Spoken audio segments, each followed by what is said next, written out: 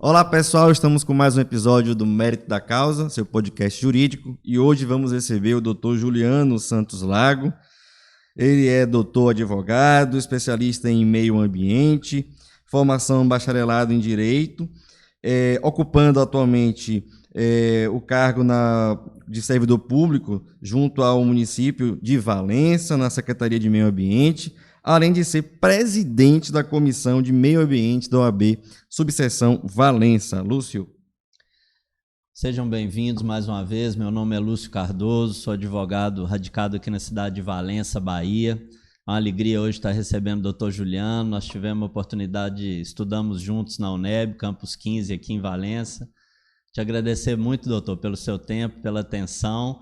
E vamos tratar de direito material e processual ambiental, né, que é a especialidade do doutor. Tenho certeza que a conversa vai ser muito produtiva. Seja bem-vindo, doutor.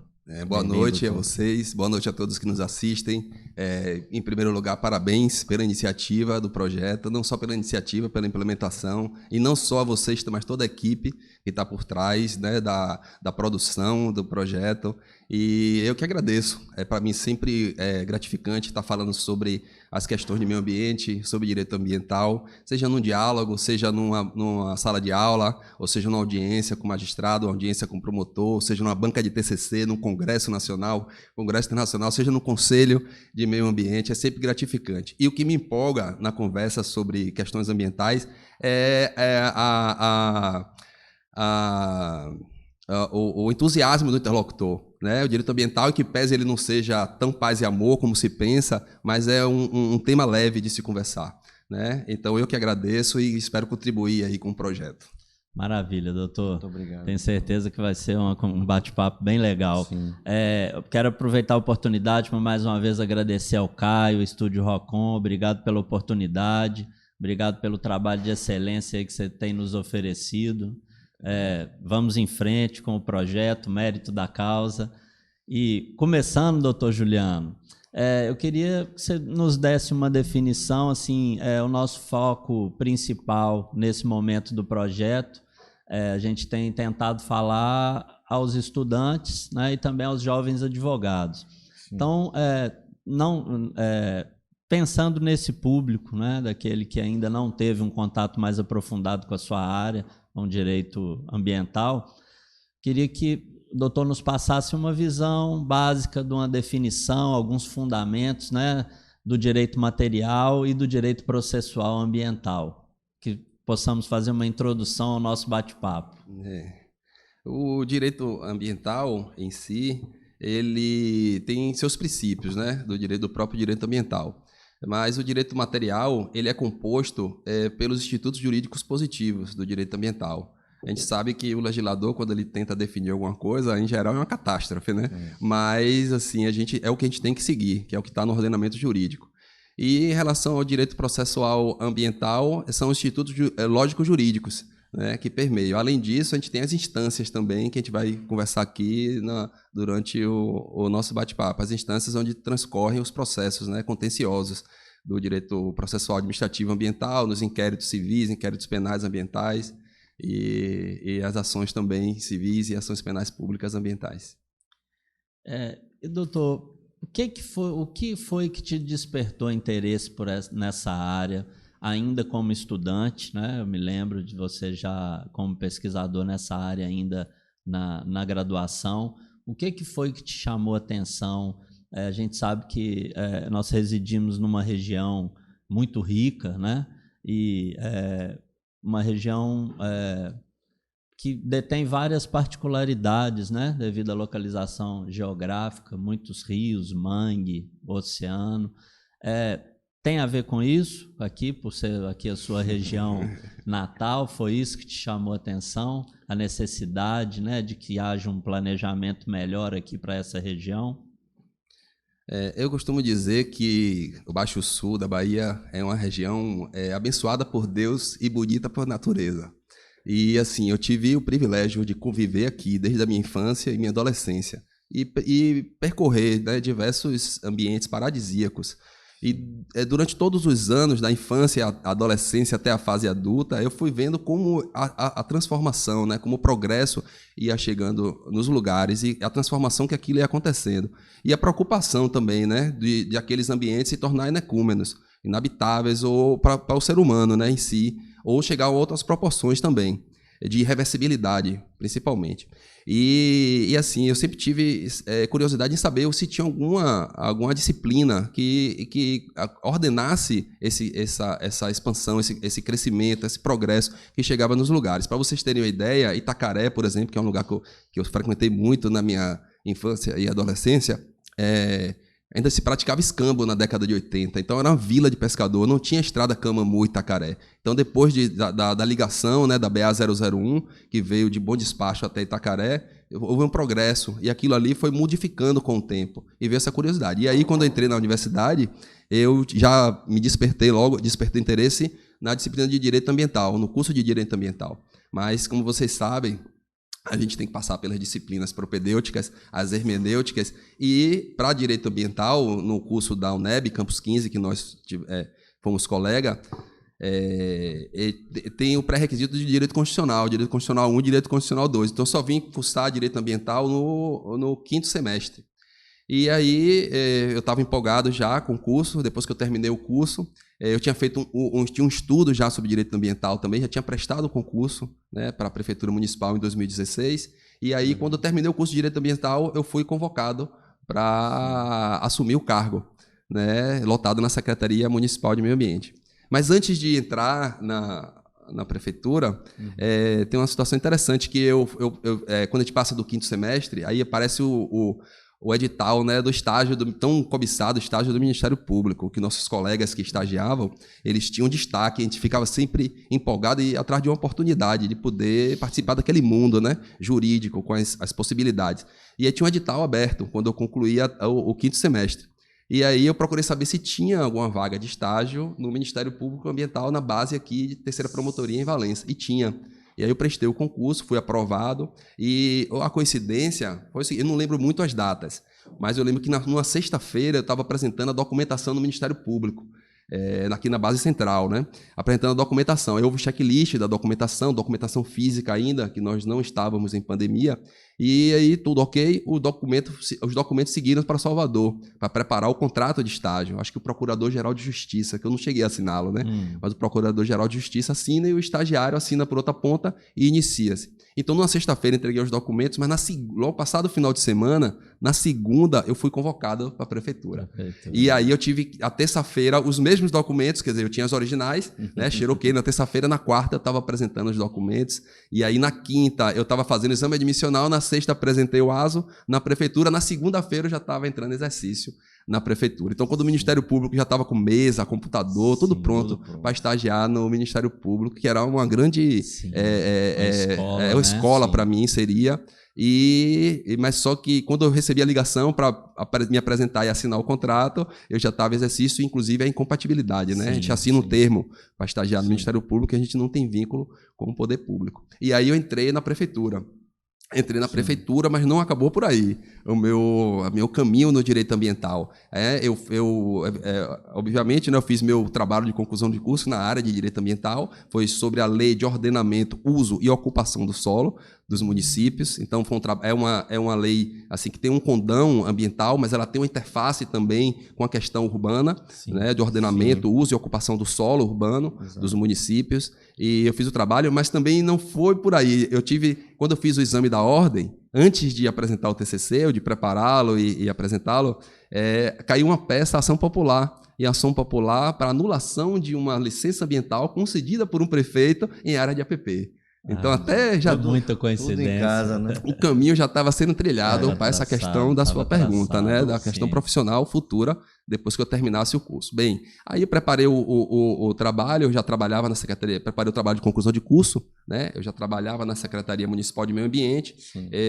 Na produção textual, que produção textual é uma técnica, né? Sim. Então, eu fui fazendo todo o trabalho acadêmico de introdução, né? Abordagem do tema, problemática, a justificativa, métodos, materiais de estudos, objetivos gerais, específicos e a hipótese, né? E depois eu trouxe um pouco do meu trabalho da prefeitura para o trabalho de conclusão de curso, que foi a parte quantitativa. Eu fiz um trabalho com a metodologia quali quantitativa e, assim, o leitor ele foi chegando a esse clímax da comprovação ou não da hipótese, que foi comprovada, hoje eu posso dizer, né? Sim. Porque já foi apresentado, foi comprovada a hipótese e apresentei ainda um arcabouço quantitativo do trabalho que foi feito fático em relação à lei de ocupação e uso do solo, que foi o recorte do município de Valença. E aí, apresentado o TCC, faltava o certificado de conclusão de curso, porque eu dei entrada no processo de inscrição da ordem, já aprovado, né?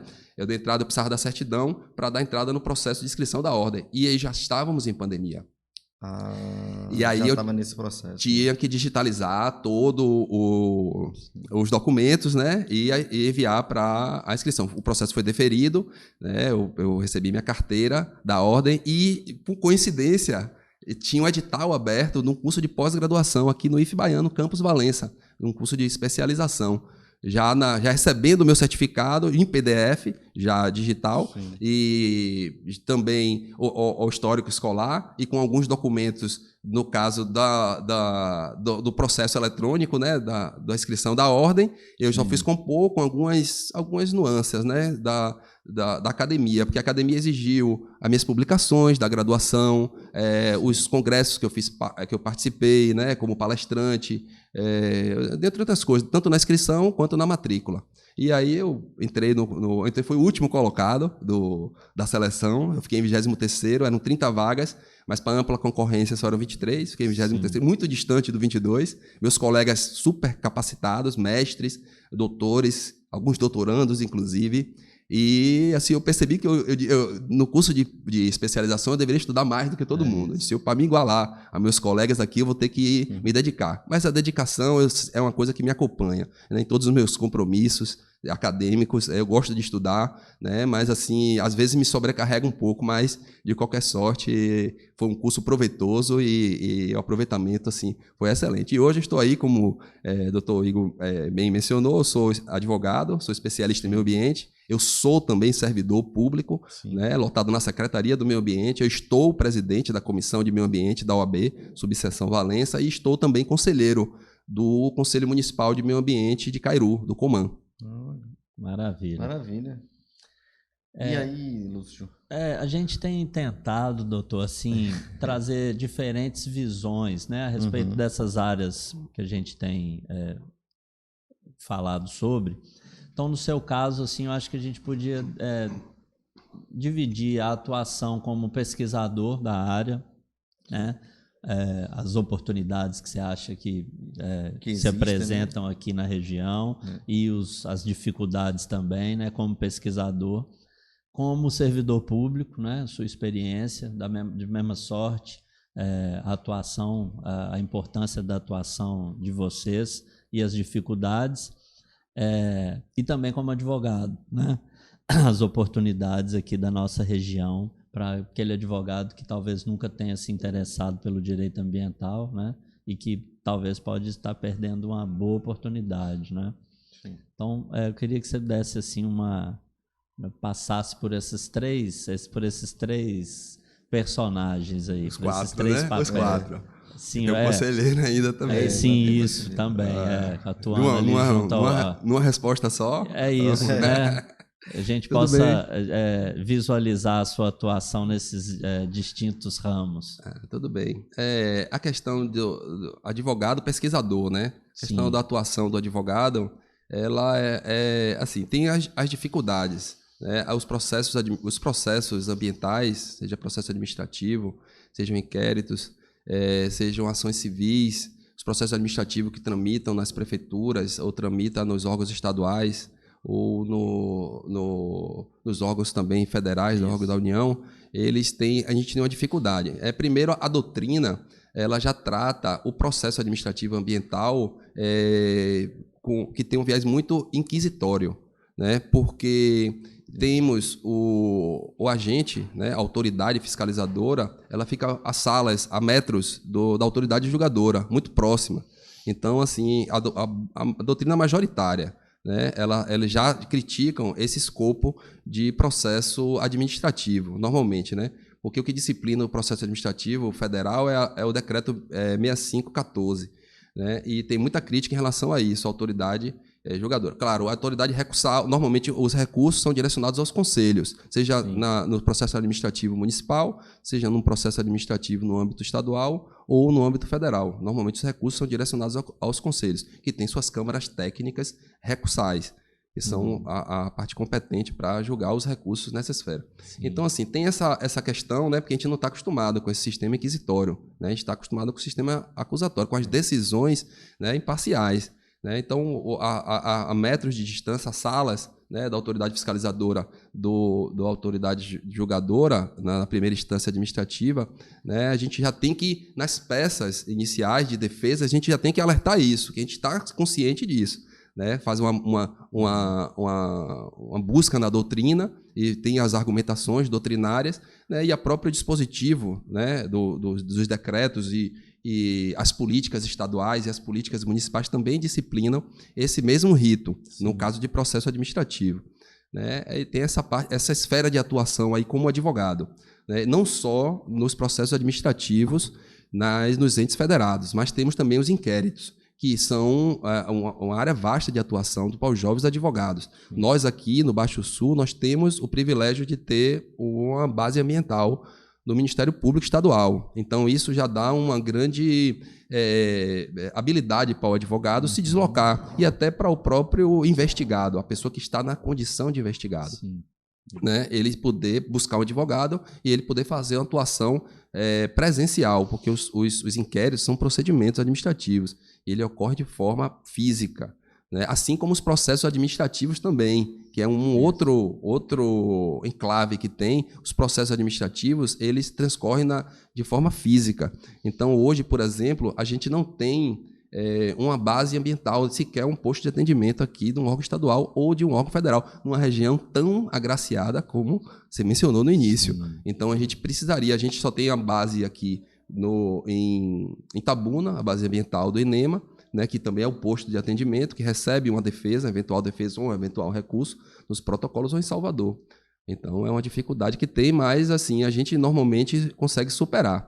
Né? Para um jovem advogado, ele tem como assim, atuar, né? Não pode deixar, além de ter o sistema inquisitório, sim, ele fica quase 100% inquisitório. Porque se você imaginar que uma pessoa ela é autuada numa zona rural, no município de Itaperoá, por exemplo, ele vai ter dificuldade de procurar um advogado e esse advogado ele ter acesso aos processos, aos autos do processo administrativo e protocolar suas defesas,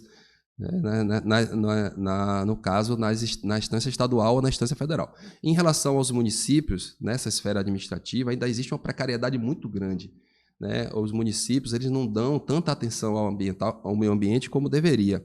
Para você ter noção, a Secretaria Municipal de Meio Ambiente aqui de Valença é muito jovem. Ela foi instituída em 2016. Era uma diretoria e que era vinculada à Secretaria da Agricultura. O município de Teolândia, que é fora da nossa subseção aqui, mas ele é uma diretoria. O município de Venceslau Guimarães, o município de Gandu, são diretorias. O Santo Antônio de Jesus, a Meio Ambiente, é na Secretaria de Indústria e Comércio. Normalmente então, o tratamento é por aí, né? Como é que vai ser a atuação? Talvez essa visão que eu espero seja ultrapassada, se já não foi, de que há uma dicotomia entre desenvolvimento e proteção ambiental. Na verdade, não é isso, né?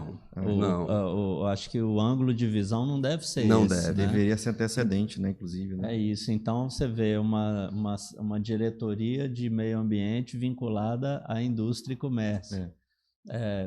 Elas deveriam, sim, estar vinculadas, mas não nesse sentido de sobreposição. Né? Não. É como se fosse a mensagem que normalmente a gente pode extrair é que como se fosse vamos dizer assim, um órgão de controle interno. Subordinado. Né? E de controle interno para eventuais... Uma concessão, vamos dizer assim. Fica subordinado, né? Uma concessão. Olha, a gente está aqui preocupado com a economia, com a industrialização, mas também a gente também se preocupa com o meio ambiente. Inclusive, temos uma diretoria. Sim, né? sim. O que eu queria também, aproveitando o ensejo aqui, E pela praxe, né? O que eu vislumbro que há muitos anos é que quem entra na esfera, né, do direito ambiental, que se não for como o doutor que já começou da academia a estudar o tema, na vida, né, profissional, às vezes acaba migrando para o ambiental. É o que eu percebo, assim, já percebi algumas pessoas que migraram para o ambiental a partir do processo administrativo, a partir da atuação em direito administrativo, e justamente, né, por não ter, assim, vamos dizer assim, a gente observa que não é uma tendência você sair da faculdade e falar, não, vou advogar na área ambiental. Isso não é uma tendência, né? Isso não é a escolha comum dos jovens advogados. Então, assim, normalmente é um jovem que está ali saindo do direito administrativo, do processo administrativo, e aí vai estudando, surge uma causa, né, no meio desse caminho aí, até porque, ou até uma parceria, né, uma pessoa que precisa trabalhar com ambiental, precisa do direito administrativo. Então, e nessa troca de informações, alguns administrativistas passam para o direito ambiental. Isso é muito comum. E, assim, quando eu vejo o doutor que já fala que desde a graduação já estava estudando, isso aí é uma quebra de paradigmas, né? Uma quebra do rito comum, né? De migração da área antecedente para o ambiental, e sim, já no nascedouro do direito ambiental, né? Isso aí é muito eu tive muito uma situação peculiar antes na academia ainda, né? Eu quando comecei a trabalhar na prefeitura, eu inicialmente, no primeiro mês, eu só estudava. E eu comecei do ordenamento jurídico ambiental municipal, passei para o estadual e fui para o federal, né? E aí eu tive uma conversa muito franca com o procurador-geral do município da época, o PGM, e ele me disse, eu preciso de você na Secretaria do Meio Ambiente. Preciso que você dê tratamento aos inquéritos ambientais que chegam do Ministério Público, seja federal ou seja estadual. Não, tudo bem, eu estou estudando para isso, eu sou estudante de direito, eu vou ser um advogado no futuro. Mas eu tive uma surpresa, né, que de repente eu estava num dia desses de estudo, no meu trabalho, e recebi uma pilha de papel do secretário. E aquilo ali eram os inquéritos dos quais a prefeitura estava no polo passivo. E eram 23 inquéritos. E eu não sabia que o tratamento que o PGM tinha conversado comigo era tratar os inquéritos, dos quais a prefeitura estava no polo passivo. Por sorte minha, era por ausência de fiscalização. Sim. Então eu estava mais, assim, numa situação mais confortável. Uma defesa menos complicada. E uma defesa menos complicada. Mas eu precisava tirar a prefeitura do polo passivo. E aí, qual foi a jogada? Dentro dos meus estudos, aí dentro das leituras, comecei a ler todos os inquéritos, um por um. E aí eu já tive uma primeira visão, assim, em que pese o que ele fosse robusto, mas às vezes o pedido do promotor era muito simples, ele só queria saber a informação. Sim. E precisava ser respondido. E aí eu vi que também, dos 23 inquéritos, 13, eles era ausência de fiscalização por atividades licenciáveis. Mas o município de Valença não licencia. Eu entrei no trabalho sabendo isso, que havia uma decisão liminar que foi solicitada pelo próprio Ministério Público e foi concedida a decisão liminar para que o município declarasse para o órgão estadual que era incapaz de licenciar.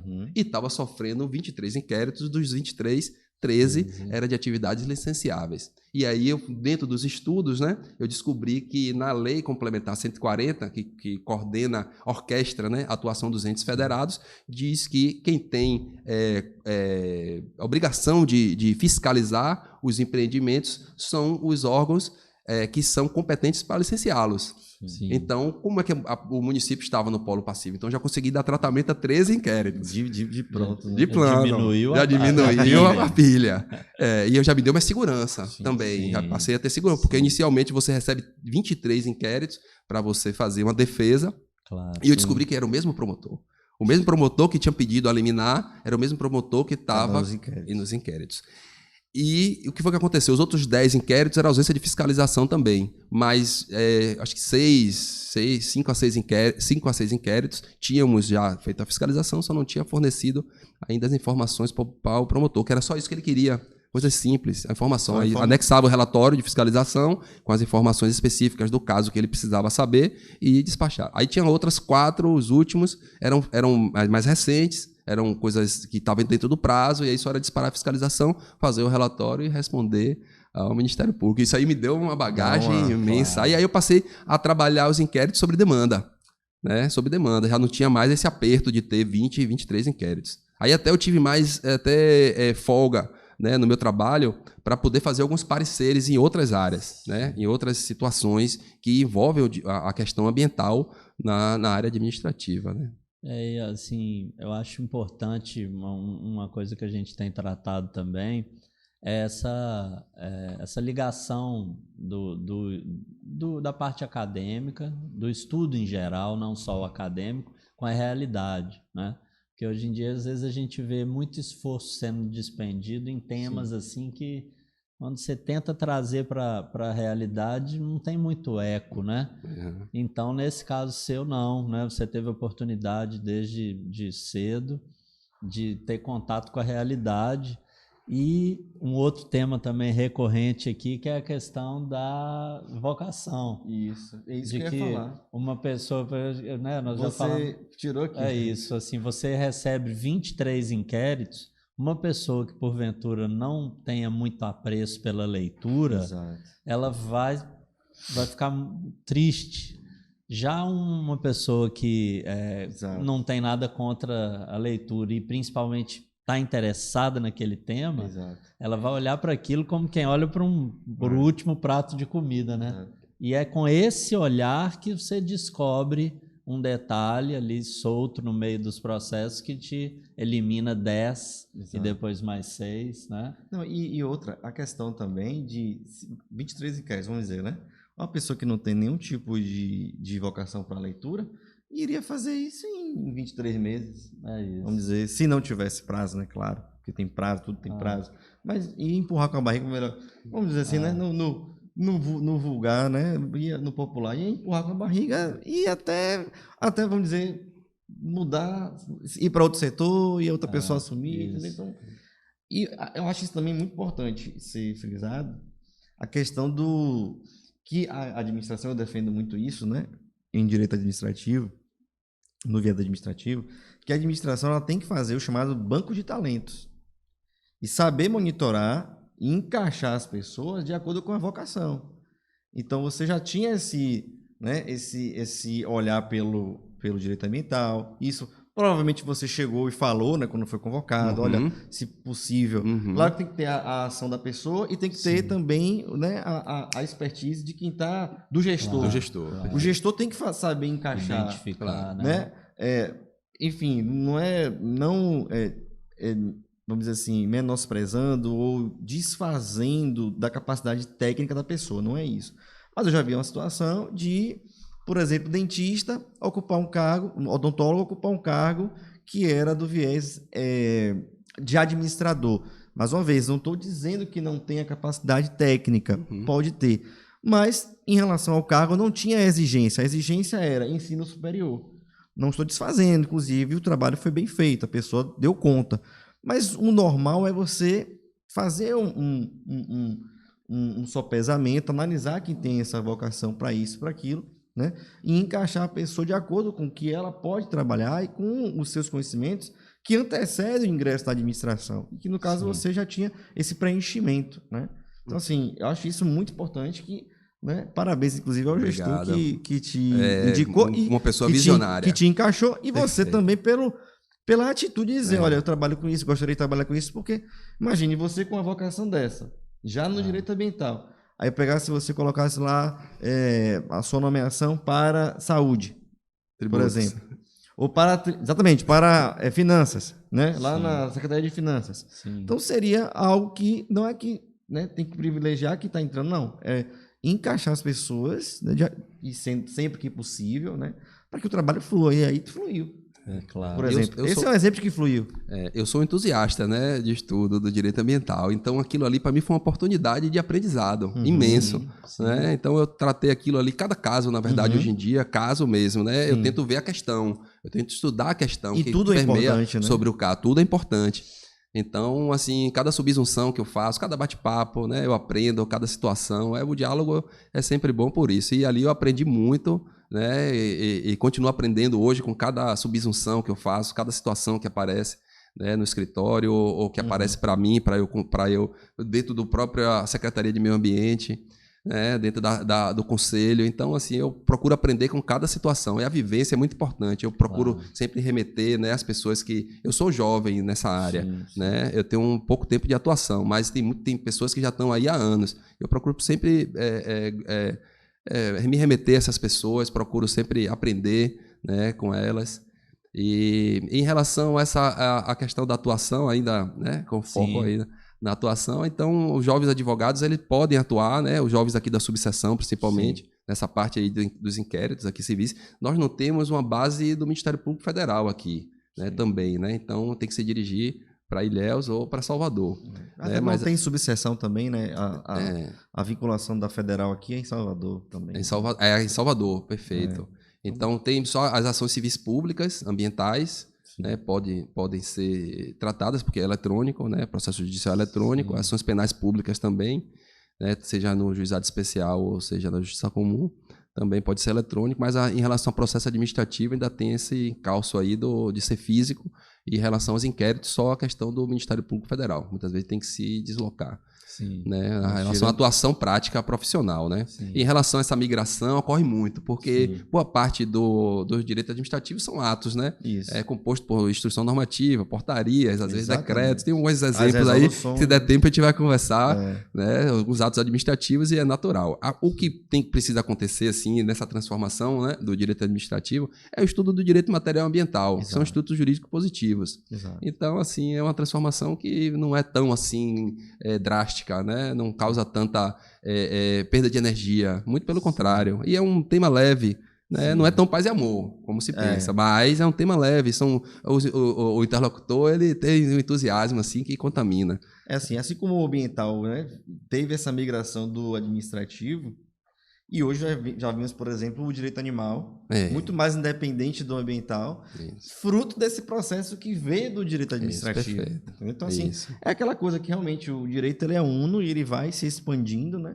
A sociedade vai apresentando novos desafios, né? E ele vai se adaptando. Quanto à academia, é uma resposta longa. Porque quanto à academia, em lance de pesquisa, nós aqui deveria ser um polo de pesquisa mundial. Né? Nós estamos num berçário aqui imenso do mundo. Né? Somos, como eu falei, abençoado por Deus e bonito por natureza. E nós somos banhados por duas grandes correntes marítimas, né, que vem da África do Sul e que vem das Ilhas Canárias. No inverno agora vem da África do Sul, essas correntes geladas que causam, né, o frio, mas elas levam e trazem a circulação da biodiversidade que é plantada aqui. É tanto que é global, as questões ambientais são globais, as ações são locais, mas as questões ambientais são globais. Então aqui poderia ser objeto de pesquisa, no caso do ramo dos pesquisadores, não só dos pesquisadores na área do direito ambiental em si, né, porque precisa fazer essas atualizações dos municípios, eles precisam se enxergar como integrantes do CISNAMA. Se eu tiver oportunidade, eu vou falar um pouco sobre o Sistema Nacional de Meio Ambiente, porque os municípios não se enxergam. As operações ostensivas que ocorrem aqui não se fazem com a participação do município. E a gente tem o artigo 23, que é competência... 24, que é a competência comum da Constituição, né? E é competência comum de todos os entes da federação. Então, assim, os municípios precisam se sentir integrantes do Sistema Nacional de Meio Ambiente. Né? Para melhorar esse arcabouço, para poder justamente fazer pesquisas, porque as atribuições, já falando como servidor público, né, é justamente prover para o gestor informações ambientais para suas políticas ambientais. Claro, as situações ambientais são perenes, né? É política de Estado, não deve ser política de governo, é política de gestão, não deve ser política de gestão, política de Estado. E os servidores são concursados, aqui eu dou um salve até aos servidores públicos concursados, efetivos, porque tem várias nuances dentro dele ali, que ele tem uma atuação republicana, né? E não uma atuação de gestão. Então, poderia ter sistema de pesquisas, nós temos aqui diversos cursos técnicos ambientais, a maioria dos colégios públicos estaduais, cursos técnicos, nível médio, são de técnicos ambientais. Temos o IFE baiano também, que pode fazer parcerias com as prefeituras, né, para os próprios TCCs, tem vários artigos, várias produções, várias soluções que são desenvolvidas pelos estudantes, né, aproveitar esses estudantes, inclusive, como estagiários dentro das secretarias municipais de meio ambiente, né, que eles vão ser técnicos ambientais. A gente tem uma defasagem imensa de consultor ambiental aqui no Baixo Sul. né? Eles podem se cadastrar nos órgãos competentes de credenciamento e poder fazer consultoria ambiental. Tem licenças, tem dispensas de licenças que ocorrem aqui. Os empreendedores ficam a ver navios, muitas vezes, quando o ente público exige aquela documentação. E aí parece que há um divórcio litigioso entre o meio ambiente e o desenvolvimento, que não há. Não há. É falta de conhecimento, né? Falta de estrutura, né? De poder político, de vontade política, melhor falando. Qualquer política, eu posso estar errado, qualquer política séria, ambiental, ela é de médio e longo prazo.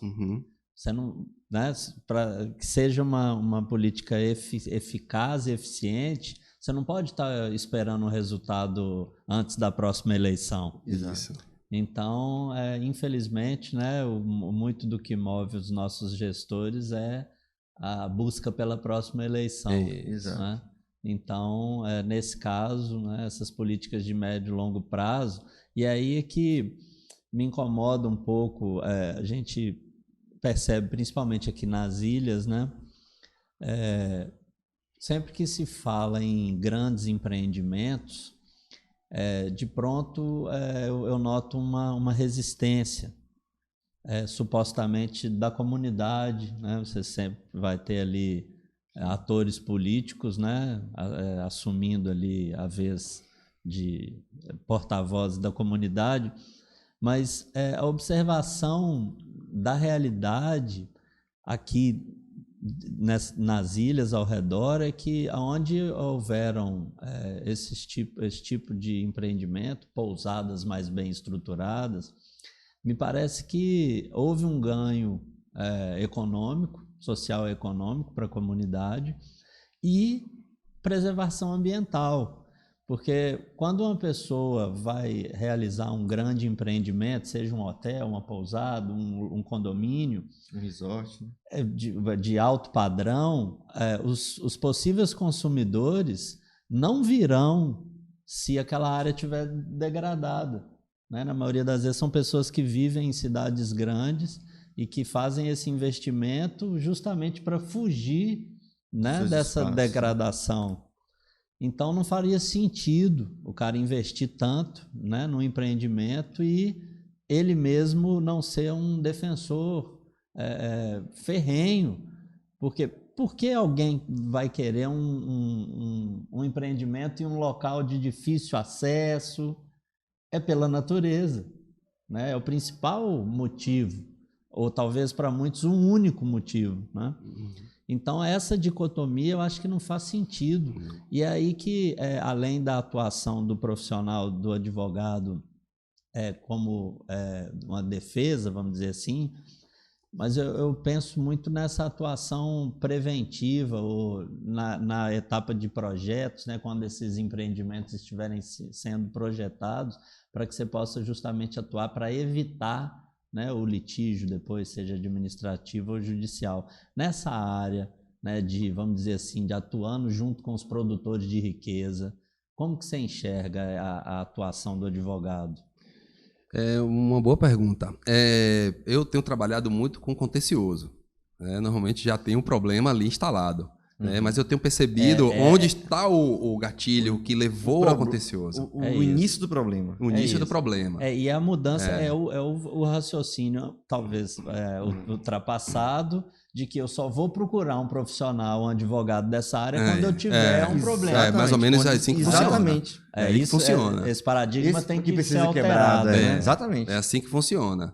O sistema, eles têm um consultor ambiental, mas na hora que tem um problema, vamos utilizar vem a advocacia advocacia. Mas cabe sim uma consultoria jurídica ambiental. Né? Vamos ter agora até um congresso, né? A ESA, a Escola Superior de Advocacia, vai promover um congresso de direito empresarial ambiental.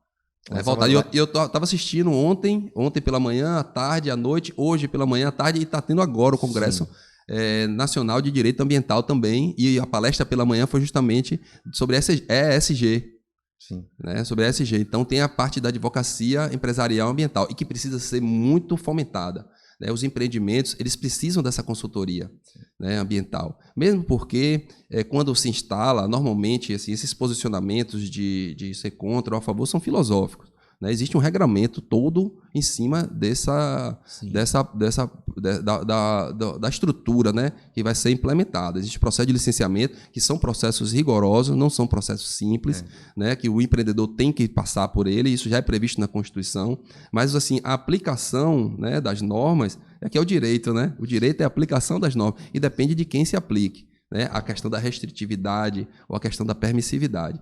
Eu costumo dizer que o direito ambiental, em que pese ele seja tutelado pelos princípios da prevenção e precaução, mas a degradação e a preservação são políticas públicas. Né? E o advogado ele pode atuar justamente aí, na questão das normas, o que tem de normas, que pode fazer com que o empreendimento, se o empreendimento está regular, por que ele não se instalar? Sim. Mas tem todo o crivo, né, dos poderes, né, sobre os empreendimentos, né, a administração que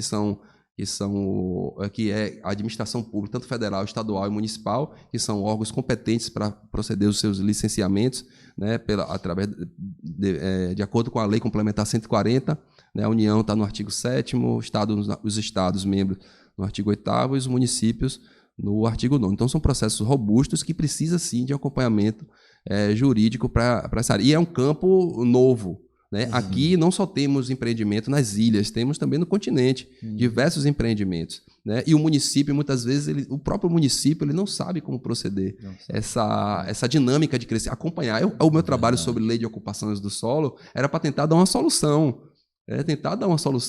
Né, da dinâmica de que, porque a gente tem um modelo de colonização também portuguesa.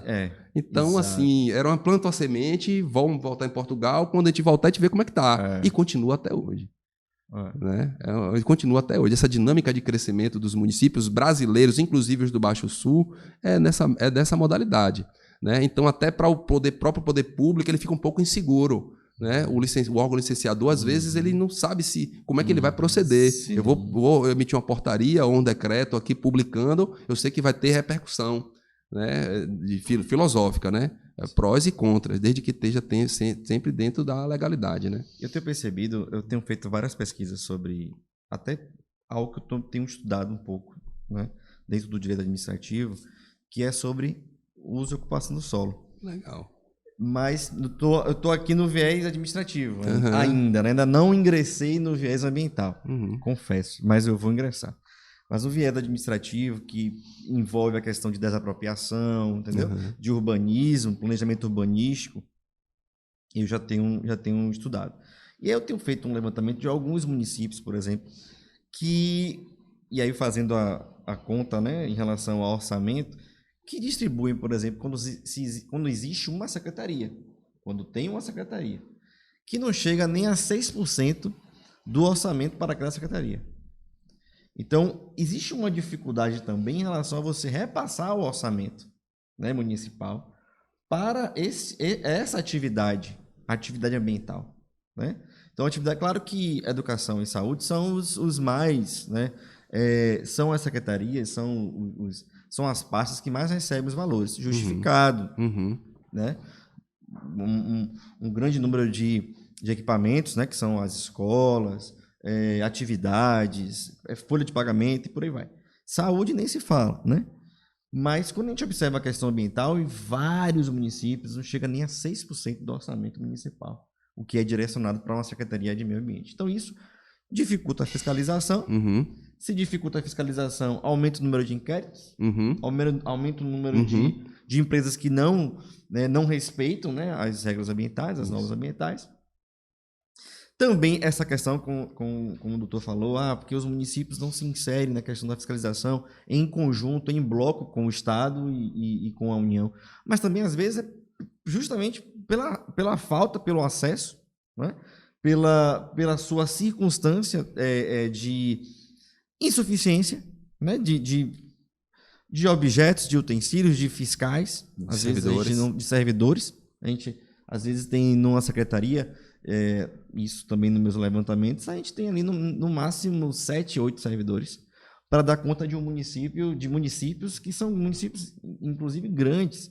Então, eu tenho visto aqui, inclusive, eu vi um mapa de Valença. Valença é o dobro de território de Salvador.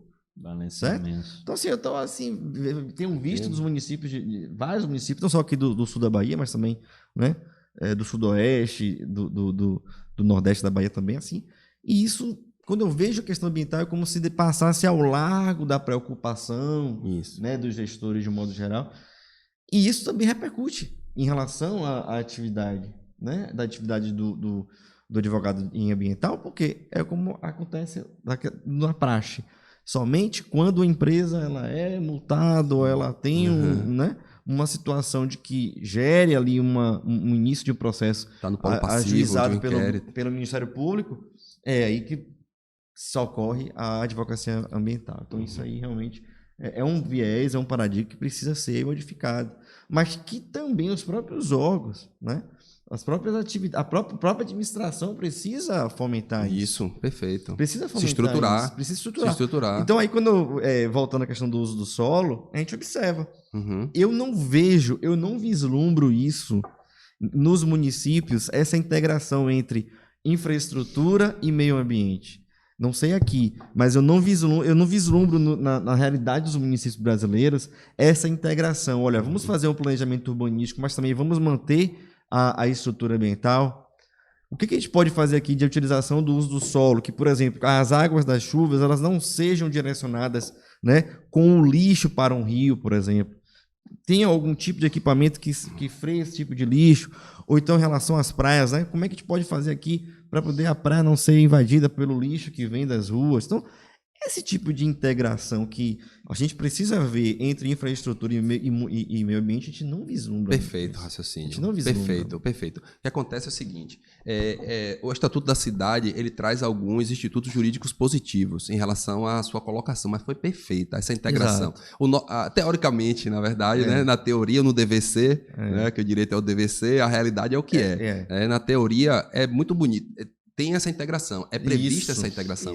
O Estatuto da Cidade, ele traz, além de ordenamento, uso e ocupação do solo, obrigatoriedade e de atualização desses dispositivos. O próprio plano diretor do próprio PDDU. PDDU, plano diretor urbano.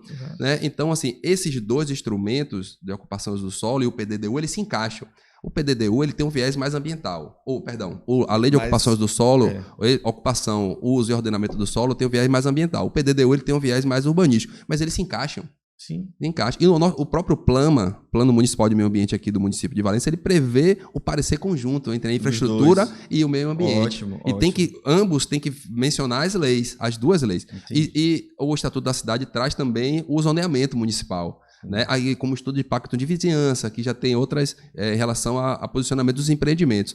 Mas ele traz o zoneamento. Então, a lei de ocupação do solo ela tem que ser atualizada concomitantemente ao PDDU. Você não pode fazer a atualização do PDDU sem atualizar a lei de ocupações do solo. Né? E eu acho até que a margem é uma opinião. Claro. Né, que o Estatuto da Cidade traz de 10 anos é muito largo, porque as relações sociais estão mudando com dinâmica. E o crescimento dos municípios e as demandas dos empreendedores estão sendo altas e não está tendo, assim, não tem estrutura, não tem aparato estatal. E aí, o que acontece? Informalidade, inquérito, aumento de inquérito, invasão de mangue, que é a parte frágil. É a parte frágil. Descarte no rio. O descarte, uma questão de descarte é muito mais desastrosa, porque o descarte para o gestor é vergonhoso, porque o descarte eles quando eles assumem uma postura de gestor da administração pública municipal é um problema. Eles assumem, tem um problema aqui que é a parte do resíduo, mas é uma solução, gente. O resíduo, em alguns municípios brasileiros, como Curitiba, é tributo, tem arrecadação em relação aos resíduos. E, além de arrecadação, tem a questão também social. Você tem a capacitação dos catadores, né, dos recicladores, né, na questão do resíduo sólido. Mas eu não vou entrar nessa matéria agora, não, mais na frente a gente entra. Então, em relação ao uso e ocupação e ordenamento do solo, tem um pouco de urbanístico, que é o coeficiente, que é muito importante sobre a questão das inundações. Os coeficientes de construção. Se o coeficiente daquela zona da qual você adquiriu o imóvel é 0,8, se o imóvel é 100 metros quadrados, você só pode construir 80 metros quadrados, porque você tem que deixar uma zona de permeabilidade ali. Porque se você construiu 100, Quando se inundar e você tiver meio metro, você construiu 100, vai ser 3 metros de inundação. Ver o que está acontecendo no Guaibim, né? De poucos anos para cá. Mas aí são outras, tem outras. Tem muito mais. Terrenos de 300 metros quadrados sendo utilizados para a construção de 8 apartamentos. Tem a questão da permeabilidade também, mas não é só ela. Tem um aquecimento global ali que está envolvido, porque muita chuva agora, né? A quantidade de água agora está sendo muito maior em relação à chuva e não tem permeabilidade, né? Nem fluxo, né? Porque essas catástrofes não estão só acontecendo aqui, né? Todo o litoral. E isso é uma preocupação global. A própria ONU, na COP23 agora, alertou sobre isso. Né? Alertou. Então, tanto que está tendo uma... Agora vai ter, porque se eu tiver oportunidade, vamos falar um pouco mais na frente, da questão do saneamento básico, que é diferente da questão dos resíduos, né? É isso. Quando se fala em defesa do meio ambiente, basicamente a gente pensa em florestas, né? Meio ambiente natural. E muitas vezes nós nos esquecemos que moramos num país onde determinadas regiões, mais de 70% da população não tem acesso a saneamento básico. Né? Então, medieval, né? O saneamento é medieval. Todas essas cidades que localizadas no litoral, as grandes, com raríssimas exceções, todas elas você tem... Da pequena parte da cidade que tem saneamento básico, a maior parte daqueles dejetos vão direto para o mar. É isso aí, do rio ao mar. Vai para o rio, que do rio vai para o mar. É isso. E aí, assim... Você mata o rio... Isso. Despeja no mar. Isso. E enquanto suas matas ciliares, biodiversidade, tem vários prejuízos, exatamente. Né? Então, essa parte é muito difícil e são problemas que, voltando aqui para as ilhas, a questão do lixo, do descarte de lixo nas ilhas, né? O problema que já se tornou no morro, né? O que é um problema de muito difícil solução. Mas né? Não, doutor. Muito pelo contrário. O resíduo é receita para o município. Se tivesse... Existe o Plano Nacional de Gerenciamento, o Plano Nacional de Resíduos Sólidos, né? E os resíduos, eles são receitas. Não só são receitas, mas são também oportunidades, né? Para o próprio município, social. A parte social. Porque assim, o gestor ele tem 3 opções, né? A legislação dá ele 3 opções. Ou ele institui, por lei, né, uma empresa pública, como é o caso de Salvador, que tem a Limpurb. Ele pode ser por concessão, como é o caso de Valência, Cairu. Pode ser uma concessão ou pode ser por cooperativa. Existe um grande enclave nos gestores de instituir a cooperativa, né? Porque vai ser uma força política imensa. Vai abrigar muita gente, vai dar qualidade de vida às pessoas. Né? Os exemplos que se tem de municípios que transformaram o problema do resíduo em receita para o município é imenso. E um lugar como as ilhas, como você mencionou, era uma oportunidade de ouro para o gestor. Né? Ele ter tributos, quer dizer, ele vai ter ali arrecadação em relação aos resíduos, que é um problema para ele. É inquérito o tempo todo, é ação civil pública, é multa diária, e amplia a multa diária e não se resolve. Né? Então, e se ele quiser ter um pouco de diferencial, é só vontade política. É só vontade política que ele precisa ter. Ele não vai ter custo, ele não vai ter dor de cabeça. Ele vai resolver a situação transformando um problema em arrecadação e melhorando a qualidade de vida das pessoas. E não só dos catadores. É global. É global. Não só para o mundo também, global no sentido de mundo, mas todas as pessoas que convivem no espaço. Porque hoje não tem mais como a gente falar em meio ambiente sem falar em saúde pública. Sobre salubridade, sobre questão sanitária. A gente fez um trabalho aqui em Valença, em 2021, de mapeamento dos pontos de descarte inadequado de resíduo sólido. É vergonhoso, é quinto mundo. Então, eu já morei em cidades que tinha gerenciamento de resíduos sólidos, você via a seletividade. Claro, você tem que envolver as unidades habitacionais. Né?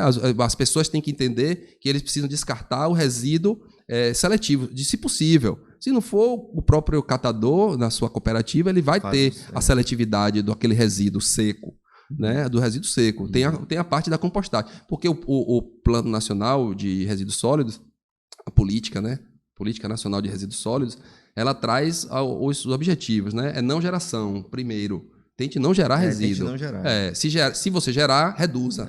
A redução. Aí tem a reutilização, que a reutilização tem a ver com a logística reversa. Né? A reutilização tem alguns itens que são incluídos especificamente, como baterias, lâmpadas, baterias, óleo, lâmpadas, baterias, e agora estão incluindo também as placas digitais, as placas de computadores, né? Que é um resíduo moderno. Descarte eletrônico, Mas isso tem a ver com a reutilização, né, da logística reversa. E tem também a reciclagem, que é a transformação desse material. Né? Você não vai reutilizar ele. Como uma embalagem, por exemplo, no caso da reutilização, tem embalagens que você pode devolver para o fabricante, né? Faz a logística reversa. Mas tem embalagens que você tem que transformar. Aí já é reciclagem. Você vai transformar aquela embalagem em uma garrafa PET, ou aquele papel em jornal. Né? Você vai fazer a transformação. E tem o descarte dos rejeitos, que são rejeitos orgânicos. Né? Que se você for passar, como eu falei, né, países que já fazem algumas cidades que já têm seu gerenciamento, que chama de Plano Municipal de Gerenciamento Integrado de Resíduos Sólidos. É um plano. Né? A gente teve um contato, talvez, de uma instituição financeira aqui do município, que tinha uma normativa da instituição que determinava que ele fizesse o PGRS, o Plano de Gerenciamento de Resíduos Sólidos, daquela instituição ou daquele local, daquele empreendimento. E a gente não tinha um plano municipal de gerenciamento integrado de resíduos sólidos que coletasse, porque ele queria saber como é que estava a coleta, se a coleta estava sendo seletiva ou se tinha algum lugar que fosse feita essa seletividade. E não tínhamos, ou seja, é vontade política mesmo. E vai se destacar o gestor que fizer um plano municipal de gerenciamento integrado, principalmente aqui no Baixo Sul, ele vai se destacar. Eu tenho falado muito sobre isso aqui, né, para várias pessoas, sobre essas situações, circunstâncias que são direcionadas em lei federal, certo? Para os outros entes, na competência comum, né? E eu acho que, assim, a partir dessas... Pelo menos nós temos legislação. Falta a aplicação, né? Perfeito, Falta a materialização desses preceitos. De legislação ambiental nós temos. Perfeito. De cidades nós temos. Perfeito. Falta tirar do papel essas nuances, né? O artigo 24, que fala da competência concorrente. Concorrente, né? Sim. Para legislar. A matéria ambiental são todos os entes. A competência concorrente legislar sobre defesa ambiental e poluição em todas as suas formas. E aí o que acontece em relação ao arcabouço jurídico? Ele é robusto das normas ambientais. Mas nós temos diversas políticas nacionais ambientais. Eu escrevi até um artigo que foi sobre isso, mas eu fiz mais uma crítica ao federalismo. Que essas políticas nacionais elas não chegam na ponta. Ela não chega na ponta. Também tem isso, não a concentração da atividade. Da atividade não chega na ponta. Né? A gente tem a Política Nacional de Meio Ambiente, que é a Lei 6938, de 81, foi antes da Constituição. A Constituição recepcionou a Política Nacional. É muito interessante. Ela traz a definição, inclusive, de meio ambiente para o meio jurídico. É diferente da definição científica, né? Mas ela é a definição do legislador, né? Tem um pouquinho, mas até que não está tão assim exorbitante. Mas a Lei 6938 de 81, ela é a Política Nacional de Meio Ambiente. Temos a Política Nacional de Recursos Hídricos, temos a Política Nacional de Resíduos Sólidos, Política Nacional de Mudanças Climáticas, Política Nacional de Educação Ambiental, Política Nacional de Sustentabilidade dos Povos Tradicionais, temos a Política Nacional de Saneamento Básico, né, que está aí agora uma polêmica imensa, né, que na verdade estão planejando uma das maiores intervenções socioambientais do planeta. Né, fazer o plano de saneamento funcionar no Brasil, né? 100%. Agora sim, ele já tem uma história, né? Eu mesmo não estudei ainda, sou bem sincero, porque eu estou esperando acabar a novela.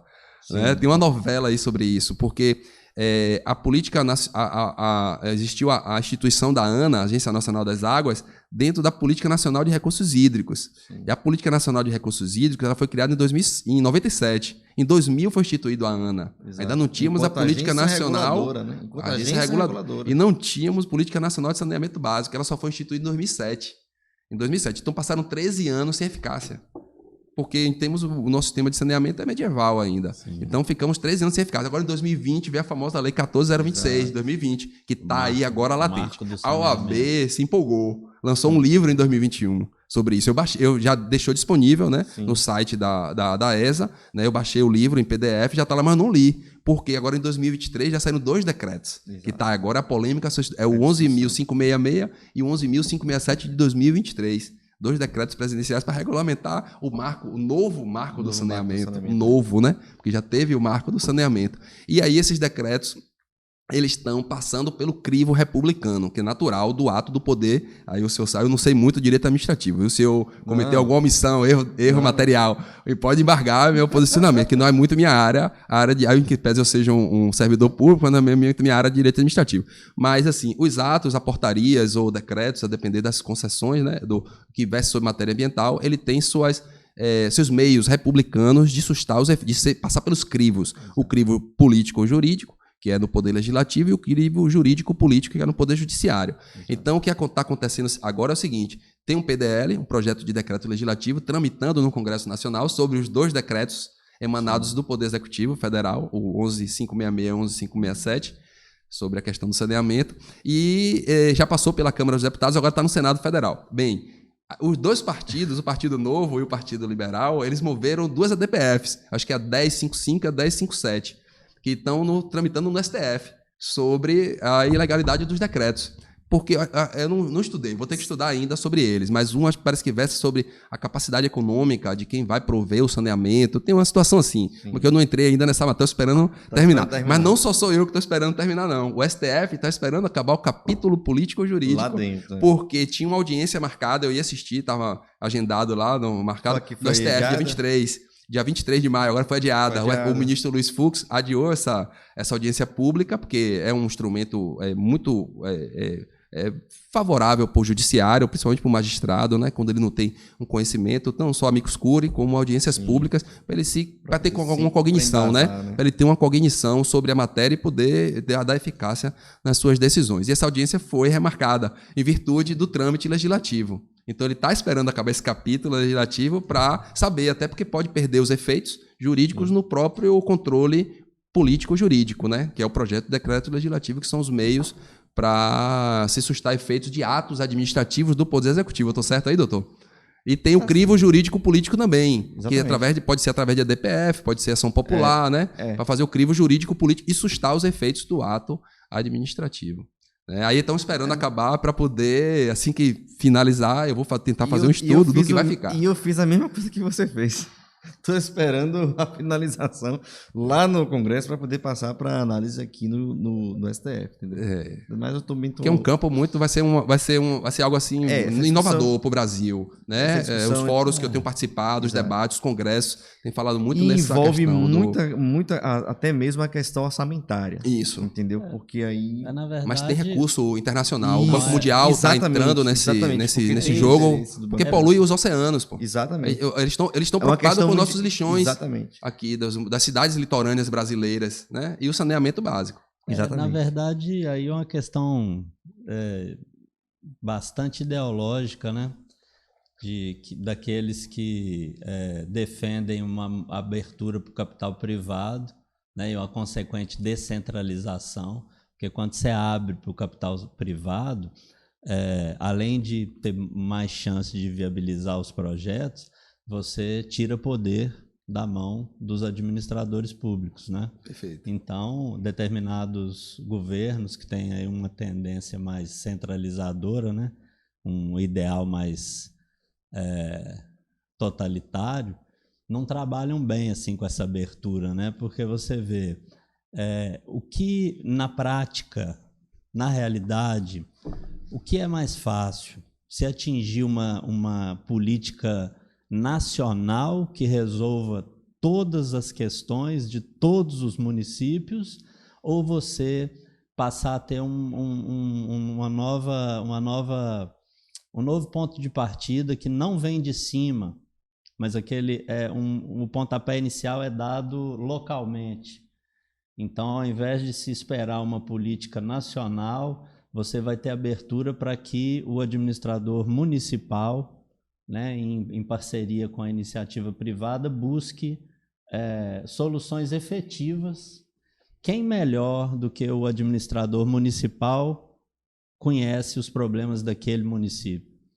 Então, essa visão de que uma nova política vai atender a todas as demandas me parece assim tão inalcançável. A partir da comunidade, ou seja, através de cooperativa, ou da iniciativa privada, né? esse preconceito também que existe, que também é causador de grande parte dessa dicotomia, de que as pessoas olham ou desenvolvimento socioeconômico ou proteção do meio ambiente. Ambiental, Muitas vezes também, né, as pessoas que atuam como defensores do meio ambiente também, eu acho que elas se esquecem de que o ser humano também faz parte do meio ambiente, né?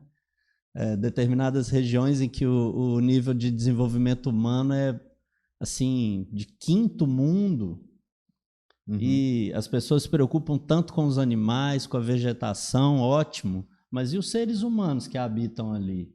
Eles também não merecem poder usufruir daquela riqueza, né, que Deus deu ali para aquela região que ele nasceu? Então, eu acho essa discussão do marco de saneamento agora é essa. É um ponto assim, são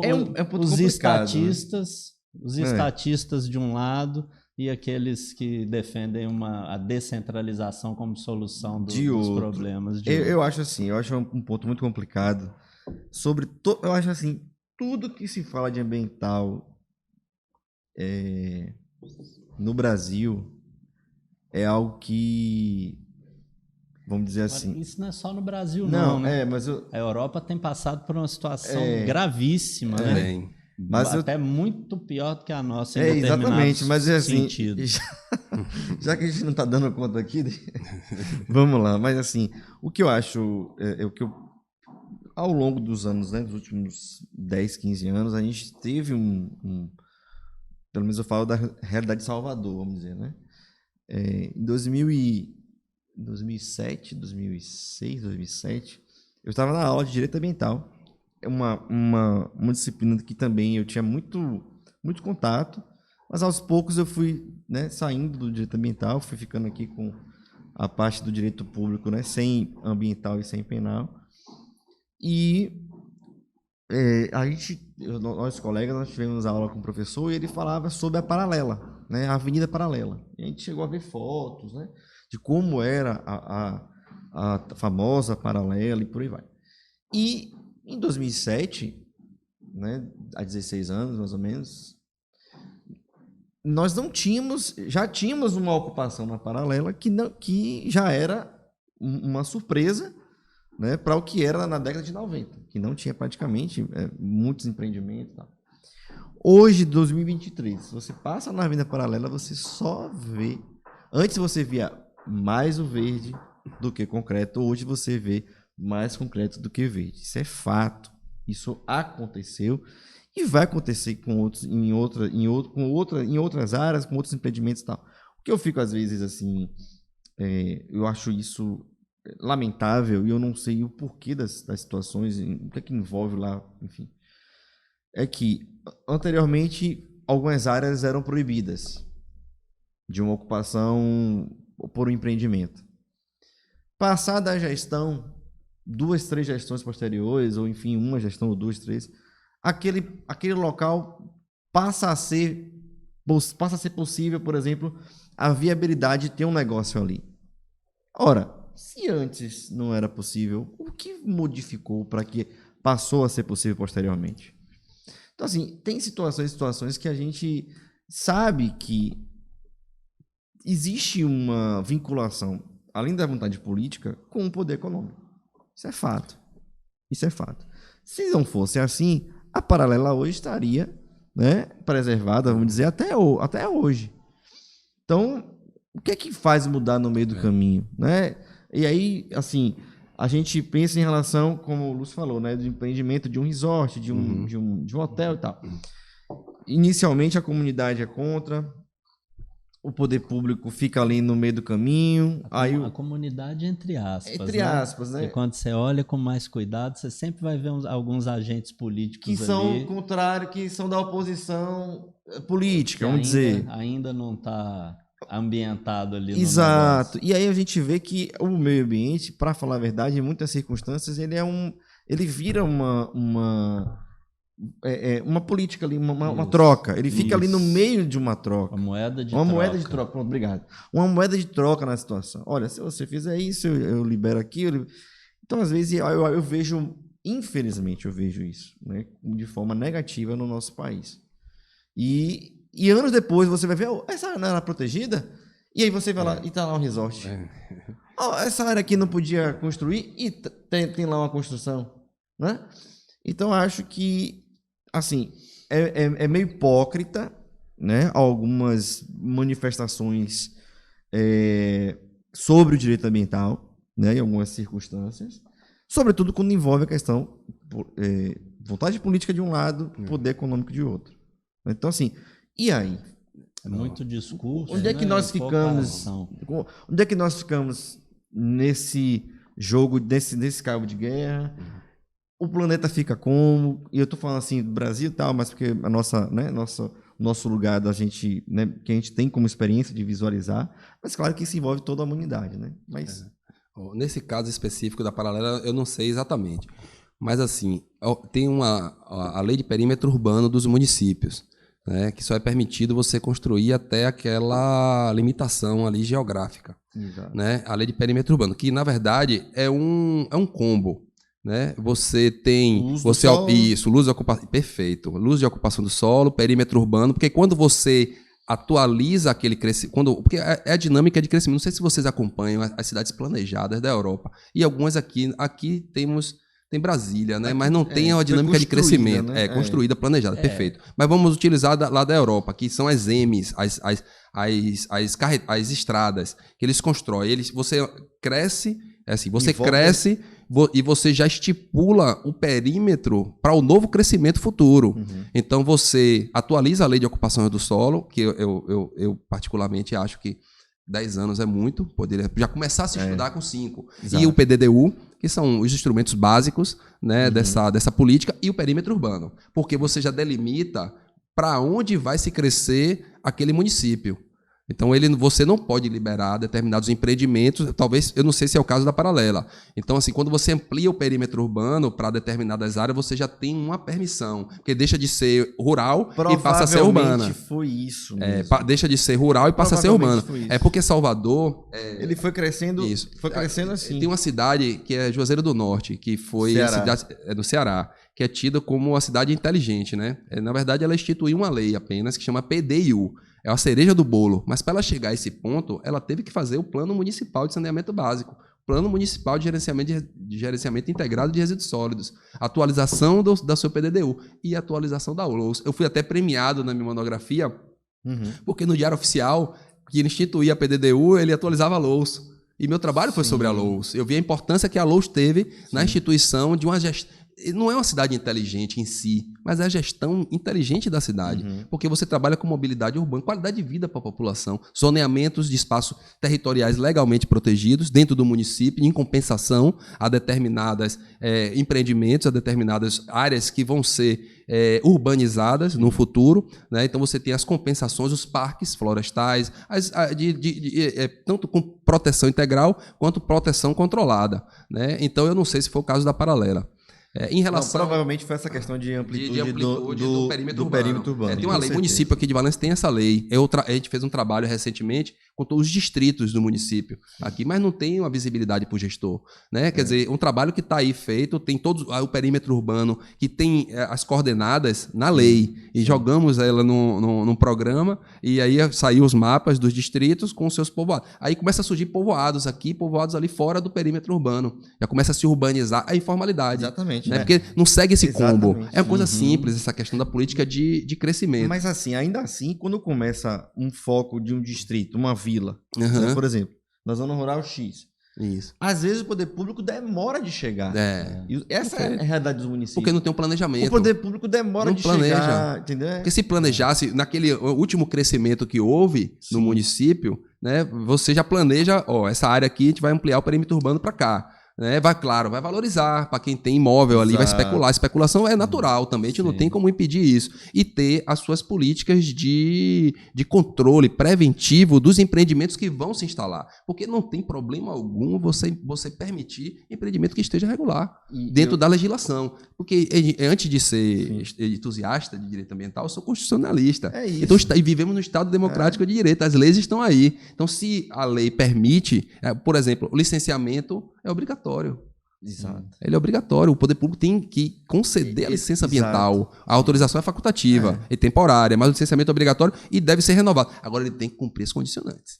Tem que cumprir as condições estipuladas pelo poder público. E eu acho que talvez trabalhar melhor com as contrapartidas também. né? Isso. Aí tem a ver com a questão que você falou do divórcio, Isso, né? exato. Litígio de desenvolvimento e a questão é que não existe esse divórcio. Exato. Você vê, o princípio da ordem econômica é a proteção ambiental. O artigo 170, acho que é o inciso 6, se eu não me engano, é a proteção ambiental. É um princípio da ordem econômica. Você libera, você então, teoricamente, não tem esse litígio. Não tem esse litígio, esse divórcio litigioso. Exato, E a licença é obrigatória, pô. Então, a autorização é facultativa. Onde é que está o enclave? Qual é o motivo do divórcio? Mas vamos conciliar. Coisa, o ambientalista, ele não pode se insurgir ao, vamos dizer assim, eu não queria falar progresso econômico. É o Estado democrático de direito em si, só por si. Isso é lei, pô. A lei. A atividade econômica. E também, quem vai exercer a atividade econômica não pode, né, fechar os olhos para a questão ambiental. Perfeito. Então, assim, tem que ser um equilíbrio, né? Perfeito. Das duas. Está ali disciplinado na própria Constituição. E o que eu percebo é o desequilíbrio. De fato, mas isso é filosófico. É meramente assim, filosófico. Em determinadas situações é mais fácil, de verdade, para um empreendedor fazer uma obra irregular e correr o risco de pagar uma multa futura e um advogado do que tentar refazer na regularidade. Exatamente. Porque aí, né, não sempre, envolve mas a burocracia. E às vezes o Estado, na verdade, o órgão não está preparado. Envolve a moeda de troca. Você não está preparado para proceder com aquela regularização e em até si, com estruturado. A boa fé do empreendedor, do cidadão que te procura antes. Isso deveria ser levado em conta. Com certeza. Né? Mas, infelizmente... Bom, doutor, agora já caminhando para o final, e eu queria deixar aberto... eu queria deixar aberto a possibilidade de gravarmos novos episódios falando sobre temas específicos, né, do direito ambiental, para que a gente possa aprofundar esse conteúdo. Em resumo, eu acho que a grande questão é essa. Na sua opinião, no seu ponto de vista... nós já deixamos claro que é possível, sim, caminharem juntos, mas como que os princípios do desenvolvimento sustentável e da prevenção devem caminhar juntos? Qual que pode ser aí num curto prazo, né, o nosso papel como aí, formadores de opinião, para que a gente possa trabalhar junto às comunidades, né, junto aos nossos colegas advogados, para que a gente possa ter, né, essa parceria entre Na verdade, é isso que você falou. Na verdade, trata-se da mesma coisa, o desenvolvimento socioeconômico com preservação ambiental. Né? Não é nem que eles são parceiros, eles deveriam ser intrínsecos. Né? Na sua opinião, doutor, como que nós vamos aí garantir que o desenvolvimento sustentável e o princípio da prevenção estarão caminhando juntos, principalmente aqui na nossa região? Aqui, primeiro, aparelhamento do Estado, né? Aparelhamento dos poderes públicos municipais, porque, em que pese a gente tenha esse arcabouço jurídico robusto, mas a gente vive num país de dimensão continental. Então, os municípios eles têm que seguir as leis federais e estaduais, mas eles têm suas próprias nuances, suas próprias peculiaridades. Né? Então, a gente tem que aparelhar os municípios. Eu acho que é o primeiro passo aí, com foco específico aqui na região. Né? Então, aparelhar os municípios, o que tem de diretoria virar secretaria, aparelhar secretarias, né? Os servidores públicos, equipamentos, inclusive, e seguir a legislação. Né? Porque a legislação em si, o dever ser, ele não é tão dicotômico, ele não leva a esse divórcio litigioso, que leva justamente à aplicação, né? do gestor em si ou dos operadores daquele processo em si, né? Dos operadores filosóficos daquele processo em si. Então, seguir a legislação, né? A legislação não é impeditiva, né, dos empreendimentos. Ela quer que os empreendimentos eles sejam implantados, né, licença de instalação, de operação, de funcionamento. Então, a licença prévia, a licença de instalação, a licença de operação. Então, ele passa por todo o crivo, né, e uma vez que ele esteja regular, ele possa ser implantado sem nenhum tipo de contenção, né? Então, nesse sentido, acho que o planejamento, né, do próprio município, o gestor, ele tem que ter a visão de planejamento estratégico para o município. O que é que ele quer para o município daqui a 5 anos? Né? Ele não tem que ficar pensando só em se perpetuar no poder. Ele tem que pensar sim na gestão da qualidade de vida das pessoas. Não tem como mais como a gente falar em meio ambiente, sem falar em saúde pública, sem falar em questão sanitária, né? Questão de balneabilidade e a questão da água, né, da potabilidade da água, dos rios, dos riachos, da água que a gente bebe, da água que a gente tem acesso. Né? Então, assim, é vontade do gestor, né, aparelhamento do Estado, né, a integração entre os órgãos do Cisnama em si, trabalhar em cooperação, que é previsto pela legislação, né, seguindo a legislação, e eu não vejo problema nenhum quando o empreendimento está cumprindo com aqueles requisitos, né, de preservação e precaução que permeiam, né, todo o ordenamento jurídico, ambiental, ele não tem problema de ser implantado, na minha humilde opinião. Né? Não tem problema nenhum. Maravilha. Ô, doutor, foi uma alegria te receber. Né? Nós tivemos a oportunidade, nós fizemos vestibular juntos, estudamos juntos e agora estamos aqui. Né? Uma alegria te agradecer mais uma vez pela sua atenção, né? Respondeu prontamente ao convite. E é isso. O convite está estendido, né? A partir de decisões aí na sua área, decisões judiciais que possam causar aí alguma alteração, ou até mesmo esse projeto a médio prazo a gente gravarmos vídeos mais curtos, né, Igor? Sobre um tema. Sobre temas específicos. No caso concreto em si, pode ser. Exatamente. Ou um julgado também. Ótimo. E aí é isso, as portas estão abertas. Muito obrigado. Espero que você tenha gostado. Agradeço. Eu que agradeço, né, o espaço de fala, como eu disse, eu me empolgo, né, pelo entusiasmo do interlocutor. Sim, você vê como é leve, em que pese na prática não seja tão paz e amor, mas é leve, né, conversar sobre o direito ambiental, seja com juiz, magistrado, seja com um promotor de justiça, seja com uma pessoa que chega pedindo uma consulta ou informação, né, seja num conselho, num congresso, numa banca de TCC, mais tensão que tenha, mas é leve o tema, é gostoso de conversar, eu agradeço, parabenizo mais uma vez o projeto e vai ser uma honra para mim voltar aqui para falar sobre questões processuais ou um caso concreto em si, né, decisões de julgados, né, tem muitas decisões de tribunais superiores que são muito interessantes nessa questão de ambiental, né? Chega no STJ lá, a Lei 6766 ou vai usar o Código Florestal para delimitar as matas ciliares? E aí? Né? Então tem esses julgados, dá para a gente fazer um parecer assim bem técnico, né? Técnico jurídico, que é a parte que eu não gosto muito de filosofar. Né? Eu acho que tem os espaços de filosofia, mas a questão é objetiva. A gente vive no Estado democrático de direito, então eu acho que cabe ao eleitor ele procurar ver qual é o plano de governo daquele candidato que é preferência dele. Né? Eu sei que não é vinculado, né? O que ele cadastra lá no TSE, aquele plano de governo dele, não é vinculado. Deveria, mas não é. Mas, de qualquer sorte, ele já vê qual é o viés. Porque não adianta, ele vai votar. Porque, é como eu digo, o direito ambiental, em que pese tenha os princípios constitucionais da prevenção e precaução, mas conservação e degradação são políticas públicas. Claro que a degradação tem que ter o limite da contenção legal, tem que atender os princípios da legalidade, da administração pública. Mas é uma política pública. Então você você elege um determinado governador e sai uma portaria com um mês. Aí você fica, mas eu elegi, mas ele fez a portaria sim, então está legítimo. Né? Então você tem que ter esse controle, tem que ter esse pensamento, né? de olhar direito para as pessoas que estão se candidatando, para o grupo que está ali, qual é o viés do grupo, se você tem preferências ambientais. Né? Então eu agradeço mais uma vez a atenção e parabéns pela iniciativa e eu espero a oportunidade de retornar. Ficamos no aguardo, né? Assim que tivermos, né? Faltou muito conteúdo aí. A gente vai desenvolver muito mais conteúdo. Um pouco, até também uma outra oportunidade para falar não só de algum julgado, por exemplo, importante, mas também de algum conteúdo, né, mais específico. Dano ambiental mesmo, é muito o cômputo, né? Hoje os juízes estão com um problema imenso em fazer o cômputo do dano ambiental. Eu tive uma disciplina agora de diagnóstico mesmo que... Sobre a questão também da pessoa jurídica, né, em relação ao crime, né, ao crime ambiental. A questão da ESG agora que está muito em moda, né?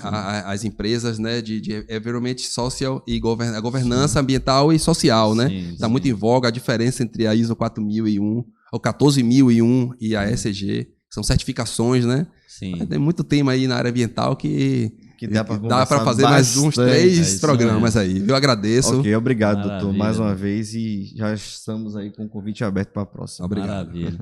Bom, aí a nossa ideia é essa, né? Nesse primeiro momento, estamos trazendo convidados aqui, estamos tratando dos assuntos, dos ramos do direito de uma maneira Geral, mais né? superficial, geral, Exato. mas em breve, né, teremos aí conteúdos mais especializados e aprofundados para vocês. E aí, né, aquele pedido de sempre, se você ainda não nos seguiu, dê um joinha, inscreva siga, no canal. é de graça para você, nos ajuda muito, né? Nos siga aí no Instagram. Mais uma vez, obrigado ao Estúdio Rocon, obrigado, Caio. Tamo juntos, vamos em frente. E até mais. a próxima. Obrigado, tchau, tchau.